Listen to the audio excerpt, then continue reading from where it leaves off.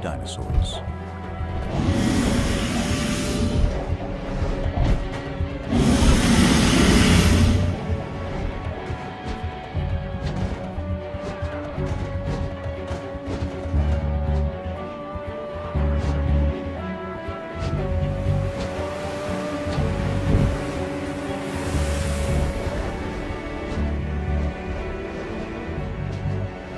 But there was another world of giants on Earth. A submerged world, where enormous reptiles ruled seas filled with incredible creatures.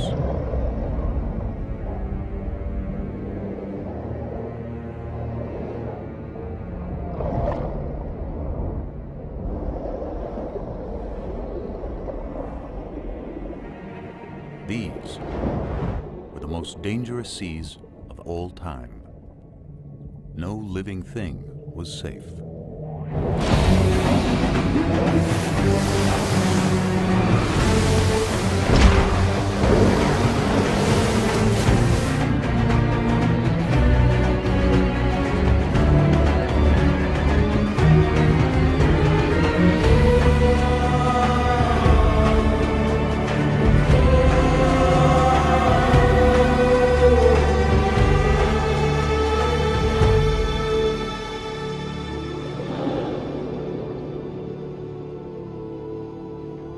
The great marine reptiles disappeared long ago, and time has buried their world.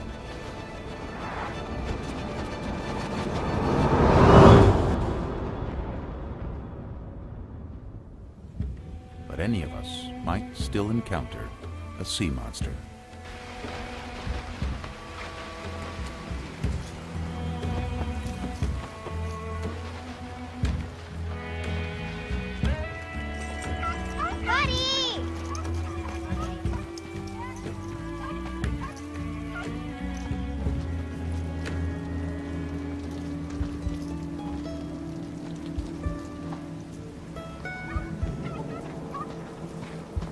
As if from nowhere, the distant past returns.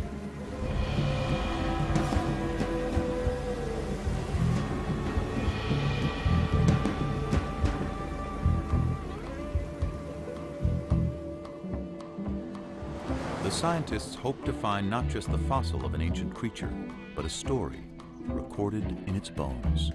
Grab your tools.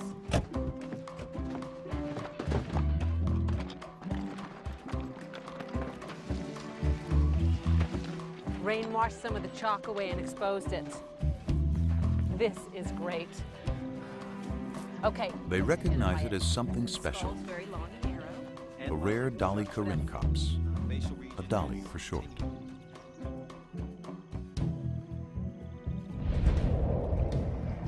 It was a marine reptile of the late Cretaceous. A little bigger than a dolphin and a fast swimmer. To unravel any story the bones may tell, the investigators will draw on everything they know about marine reptiles. Yeah, it looks like a Hesperornis.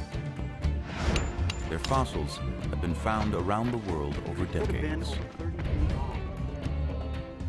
Yeah, the matrix materials we got in the lab seem These finds will help the team piece together the story of the dolly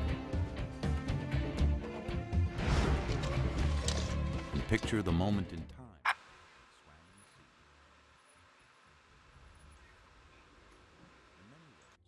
The dolly's world was far different from ours. The climate was warmer, sea levels were higher, and more of Earth was submerged. This dolly would have lived in a vast inland sea that cut North America in two. Marine reptiles were also found in the waters around Europe, which was a scattering of islands, and throughout the world's oceans. In time, they died out, and sea levels retreated, exposing vast areas of seabed. Fossils from the ancient oceans turned up on every continent.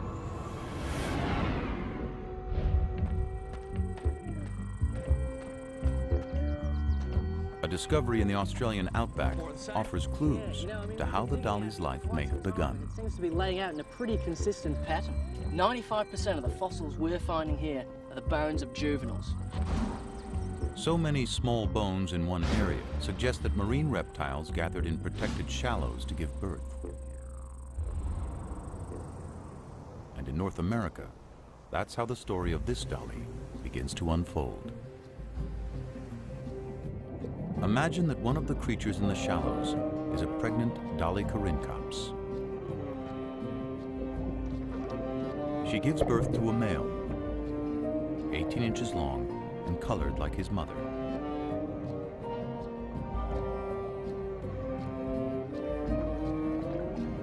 And a female, darker in color, with light patches below her eyes. And it's her life we begin to follow. She and her brother are air breathers. Instinct tells them what they have to do in their first minute alive.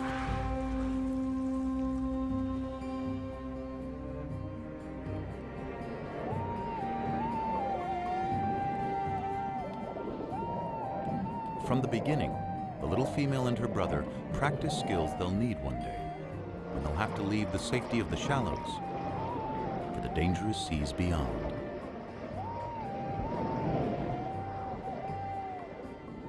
If she survives the perils to come, she'll return here one day and have young of her own. Already, she finds competition for food. There's the Hesperornis, a bird that can't fly and has a beak full of sharp teeth.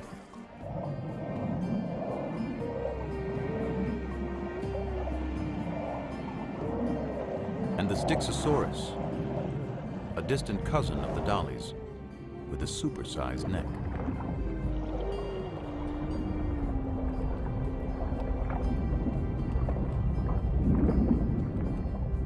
An adult can reach 35 feet in length.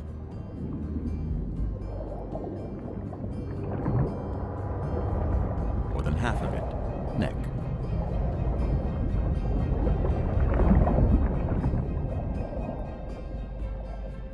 Its shape makes it a slower swimmer, but it's great for catching fish.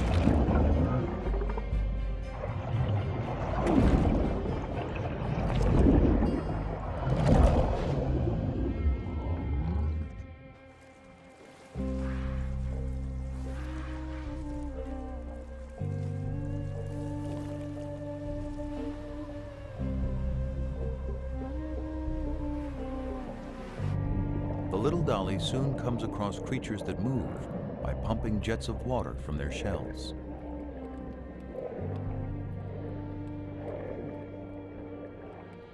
They're called ammonites, and they thrive in the ancient sea.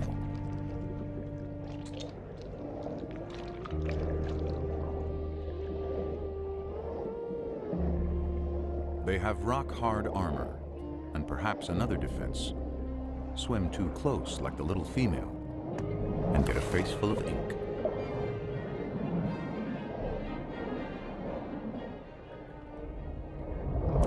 But that doesn't stop a young platycarpus when it wants a snack.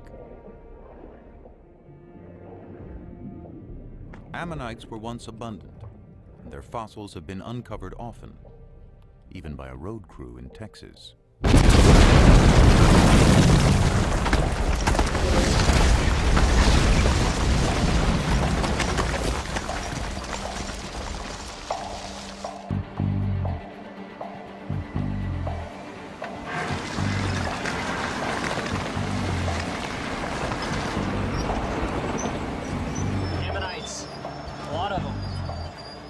There were many kinds of ammonites, and we know when most of them lived, so their fossils are like markers in time. Identify an ammonite, and you can date other less common fossils nearby. That helps place dollies in the long history of marine reptiles. It began some 250 million years ago in the Triassic period, with land reptiles that moved into the sea. They developed webbed feet, then flippers. Some had elaborate armor. Into the Jurassic, they continued to evolve. To see at great depths, some had eyes the size of dinner plates. Top predators grew immense and powerful, reaching their peak in the late Cretaceous, near the end of the dinosaur age. The very time when the dolichoryncops lived.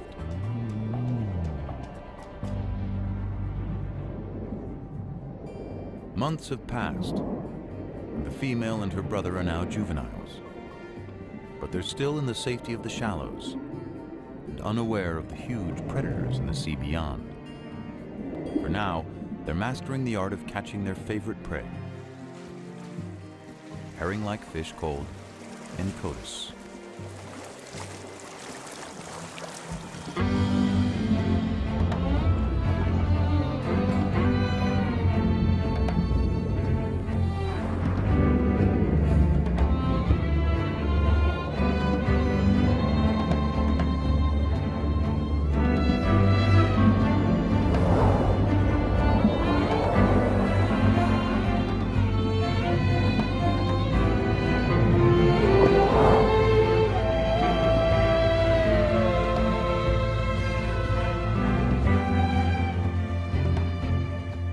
Then one day, everything changes for the dollies. Perhaps it's a change of seasons that causes the Encotus to head out to sea on a migration. The dollies must follow their main source of food. And that means the young female and her brother must now set out on the journey of their lives, trailing their mother from the shallows out into the western interior sea. It's about the size of the Mediterranean and only a few 100 feet deep. But somewhere ahead are enormous predators.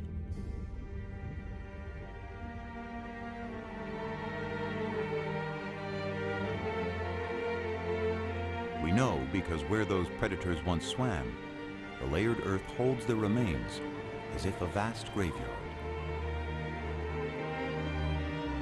Exposed to wind and rain, it gradually reveals what's within.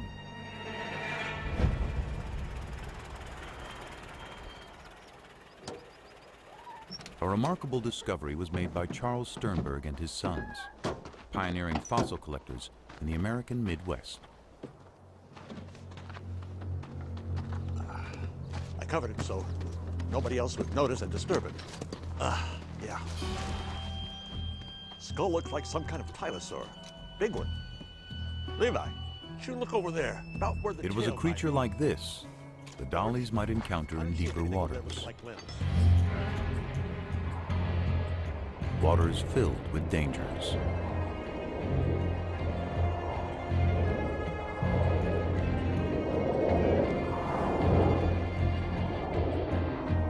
Tusiteuthis was a massive hunter, like the giant squid of today. Up to 30 feet long and abundant in the inland sea.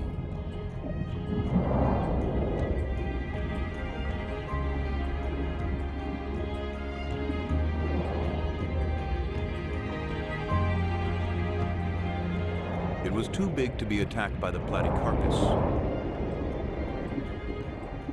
who settles for smaller prey.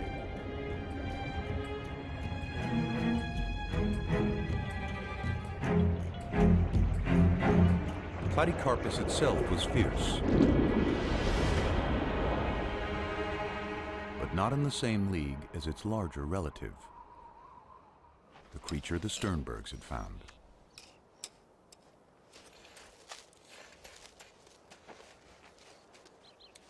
Few ocean predators ever would compare with the beast they were uncovering. Think I've got some tail vertebrae over here. Could be lower limb bones. Part of a paddle. Skull here, paddle there. Tail vertebra over there.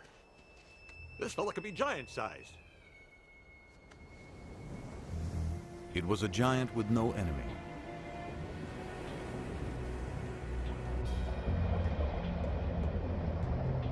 A great reptile called Tylosaurus. One of the largest and most ferocious creatures of any age.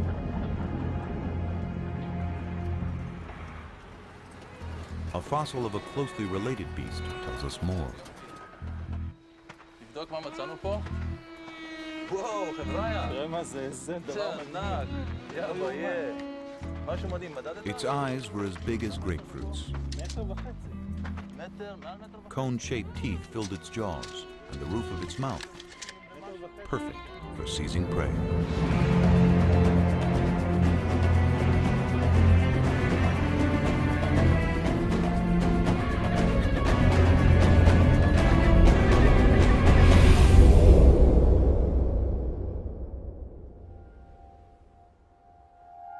The Tylosaurs were out there. But there were other predators more easily spotted.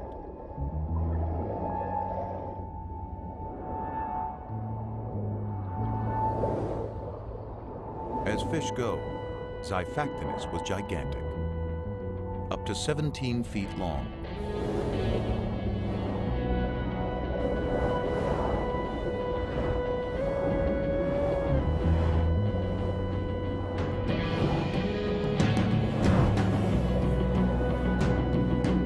More than twice the size of the little female dolly. It was a hunter that could kill quickly, and this day, one did.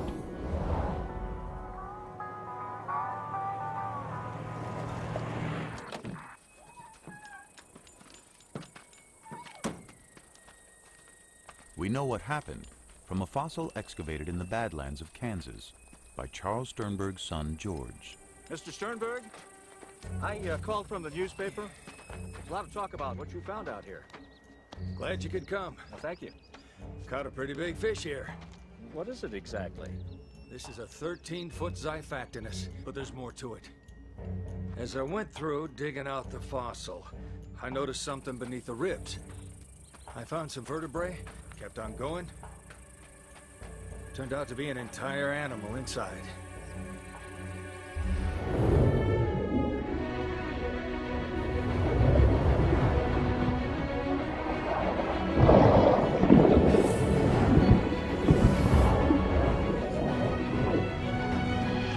The victim was a 6-foot fish called a gillicus.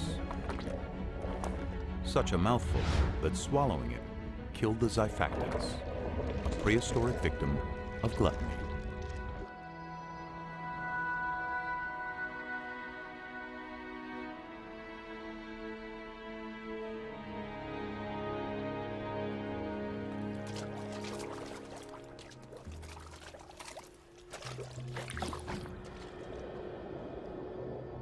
Weeks pass, and the dollies are now far from any shore, venturing into a sea turned magical by night. Microscopic plankton give off an eerie glow.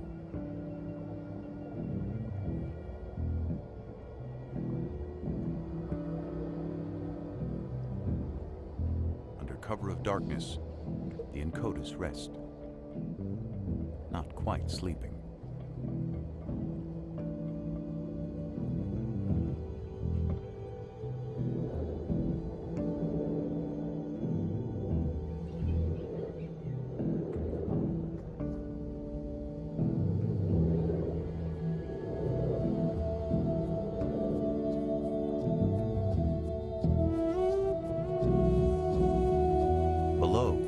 There's a mass spawning of straight-shelled ammonites.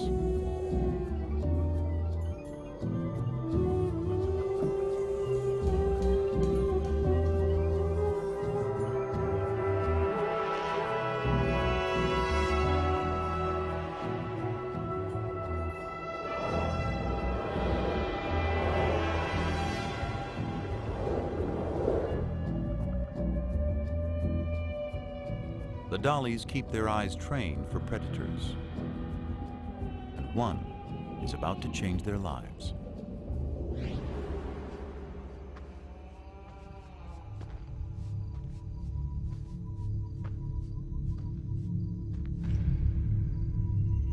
There's hundreds of shark's teeth here. After a long day hunting fossils, two amateur collectors unearthed the wealth of shark's teeth.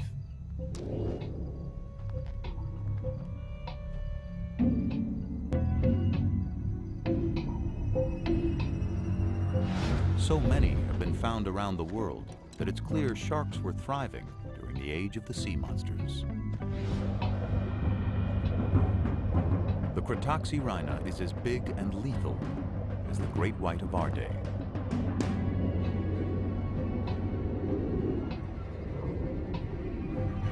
It slices its victims into bite-sized chunks using razor-sharp teeth.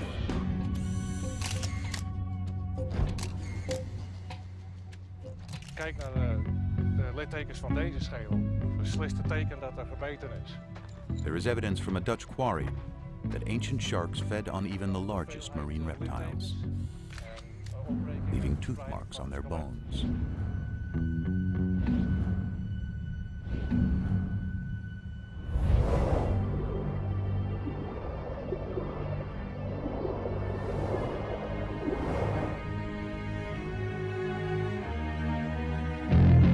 The female and her brother are being watched.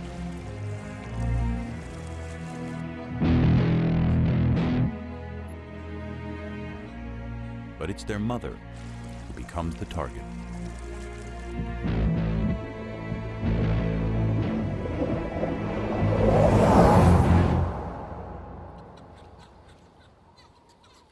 Their mother is gone, but it isn't over. A smaller shark goes after the young female. She's wounded, but she survives the initial charge.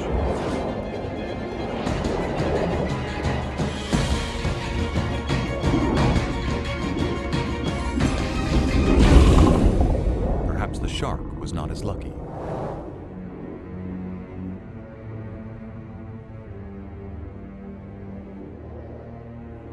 Her injury will heal, though she'll always carry a shark's tooth embedded in her flipper. The two youngsters must now continue on their own.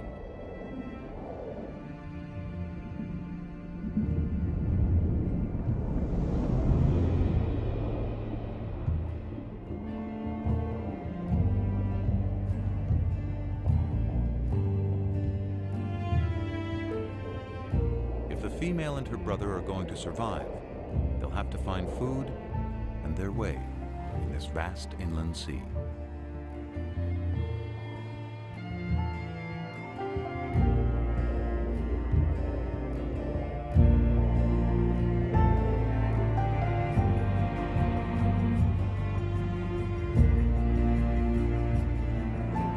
Finally, they see something familiar. A school of Inkotus, trailed by other dollies.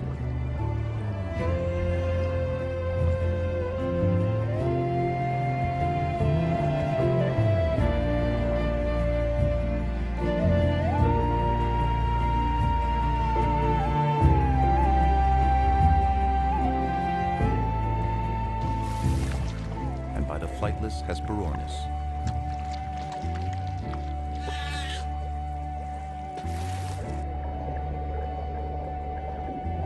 But nearly anything in the sea can be a meal for a tylosaur. This one died with a full stomach. Yeah, it looks like a Hesperornis. Big as a pelican. Maybe bigger.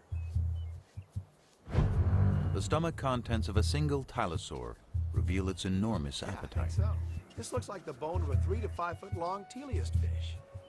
Got a bone here from a small mosasaur, probably the size of an alligator. And it seems like he swallowed a shark. Big eater, this guy.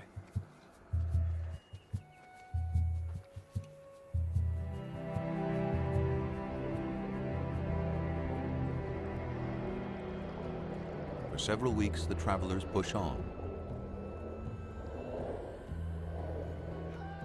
The female's flipper is slowly healing, the embedded tooth now surrounded by scar tissue.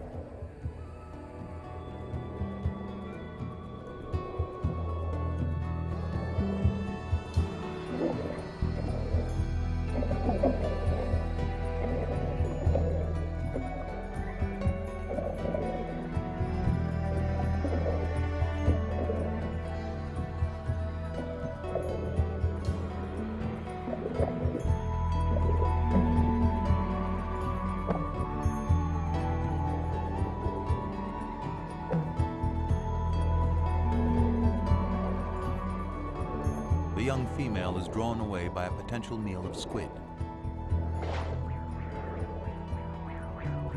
One escapes among a colony of crinoids, prehistoric relatives of sea stars, perhaps swept up from the bottom by currents.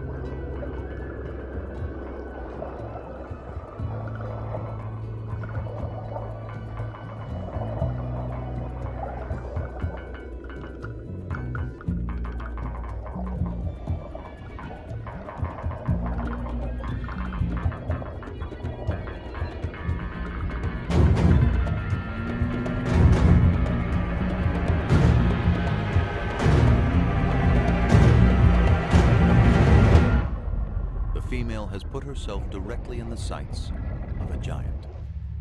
Taking the exposed parts of the skeleton together, skull to tail, I'll make the specimen about a 29-footer. Yeah.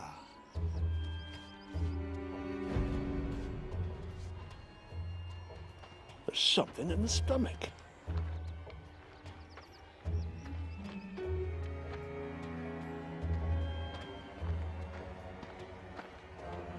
They had found the monster's last meal entombed within its ribs.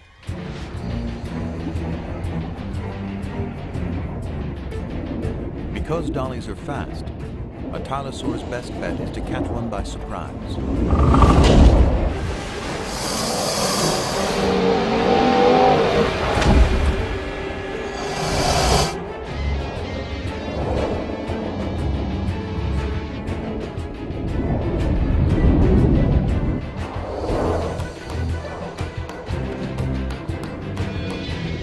Escapes, but her brother doesn't see the danger coming.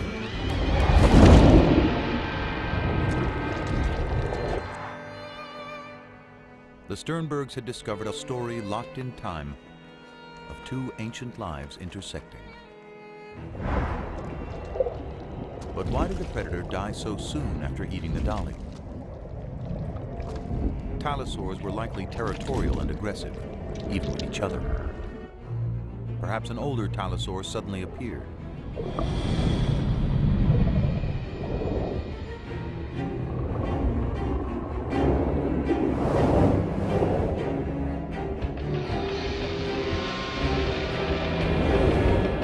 The younger tylosaur is threatened and tiring, slowed down by the large meal in his stomach. The female dolly is forgotten.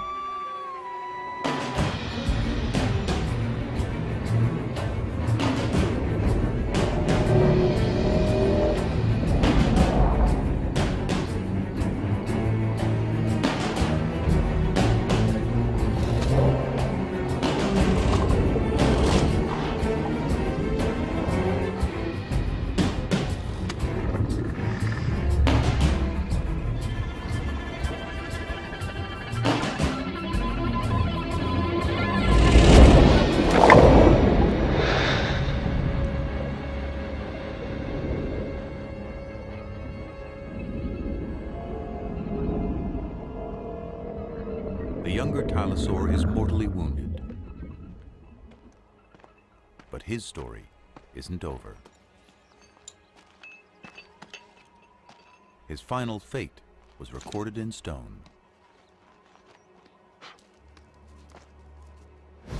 A shark's tooth lay near the fossil. Look at this!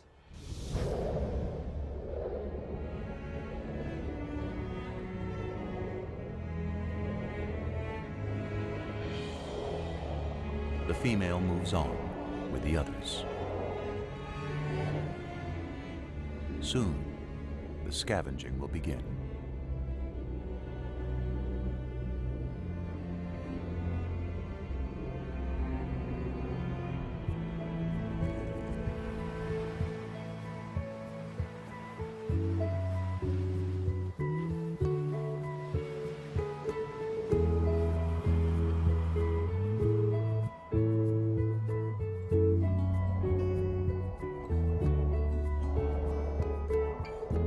Young Dolly has seen the deaths of her mother and brother, but she survived.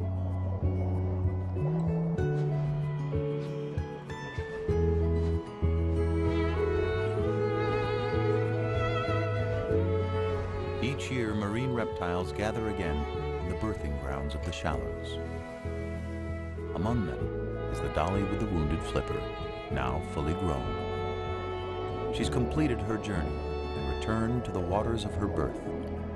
And after several seasons, she becomes a mother. Her young will grow larger and stronger, and one day set out on their own journeys through the inland sea.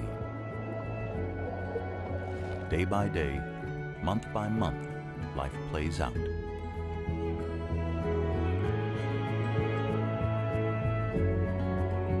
She sees several litters of her offspring mature and depart on lives of their own. Eventually, a year comes when the mother can't finish the migration. One quiet day, and old age has weakened her body. Her life comes to a gentle end.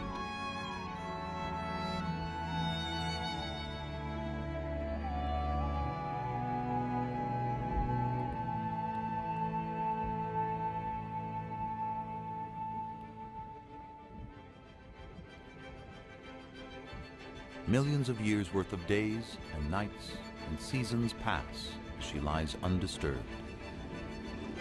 Sea levels rise and fall.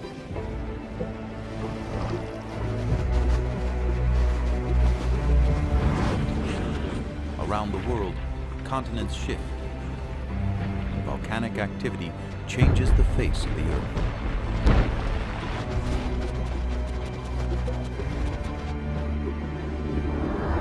New species appear, and old species vanish, including the last of the sea monsters.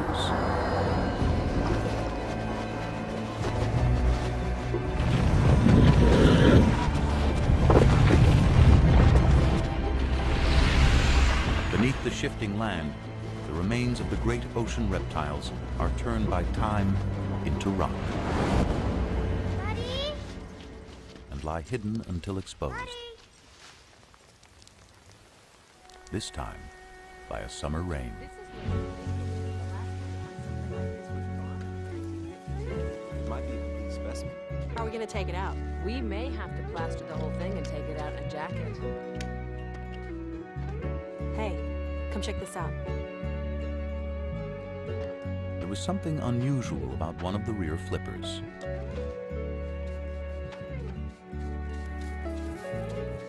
A shark's tooth embedded between the bones.